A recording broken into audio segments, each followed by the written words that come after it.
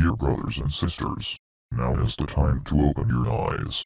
In a stunning move that has civil libertarians stuttering with disbelief, the U.S. Senate has just passed a bill that effectively ends the Bill of Rights in America. The National Defense Authorization Act is being called the most traitorous act ever witnessed in the Senate, and the language of the bill is cleverly designed to make you think it doesn't apply to Americans. But toward the end of the bill, it essentially says it can apply to Americans if we want it to. Bill Summary and Status, 112th Congress, 2011-2012, Bar S. 1867 Bar Latest Title, National Defense Authorization Act 4. This bill, passed late last night in a 93-7 vote, declares the entire USA to be a battleground, upon which U.S. military forces can operate with impunity, overriding Posse Comitatus and granting the military the unchecked power to arrest, detain, interrogate and even assassinate U.S. citizens with impunity. Even Wired magazine was outraged at this bill, reporting, "Senate wants the military to lock you up without trial." The detention mandate to use indefinite military detention in terrorism cases isn't limited to foreigners. It's confusing, because two different sections of the bill seem to contradict each other, but in the judgment of the University of Texas Robert Chesney, a nonpartisan authority on military detention, U.S. citizens are included in the grant of detention authority. The passage of this law is nothing less than an outright declaration of war against the American people by the military-connected power elite.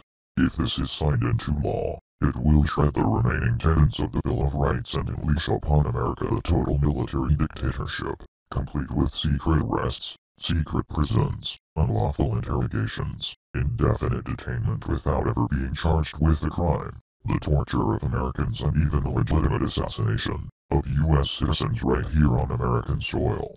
If you have not yet woken up to the reality of the police state we've been warning you about, I hope you realize we are fast running out of time. Once this becomes law, you have no rights whatsoever in America, no due process, no First Amendment speech rights, no right to remain silent, nothing. The U.S. Senate does not want us to speak. I suspect even now orders are being shouted into telephones and men with guns will soon be on their way. Why? Because while the truncheon may be used in lieu of conversation, words will always retain their power. Words offer the means to maiming, and for those who will listen, the enunciation of truth. And the truth is, there is something terribly wrong with this country, isn't there? Cruelty and injustice, intolerance and oppression.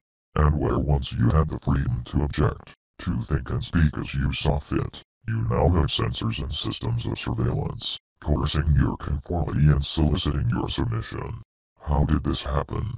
Who's to blame? Well, certainly there are those who are more responsible than others, and they will be held accountable. But again, truth be told, if you're looking for the guilty, you need only look into a mirror. I know why you did it. I know you were afraid. Who would it be? War, terror, disease. There were a myriad of problems which conspired to corrupt your reason and robbed you of your common sense. Fear got the best of you, and in your panic, you turned to the now president in command, Barack Obama. He promised you order.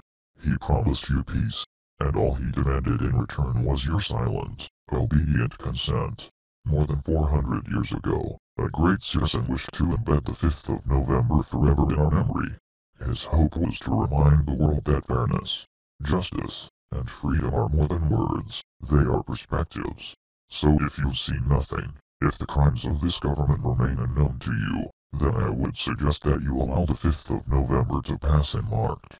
But if you see what I see, if you feel as I feel, and if you would seek as I seek, then I ask you to stand beside one another, 1 year from November 5th, 2011, outside the gates of every courthouse of every city, demanding our rights. Together we stand against the injustice of our own government. We are anonymous. We are legion. United as one. Divided by zero. We do not forgive censorship. We do not forget oppression. A Senate. Expect us.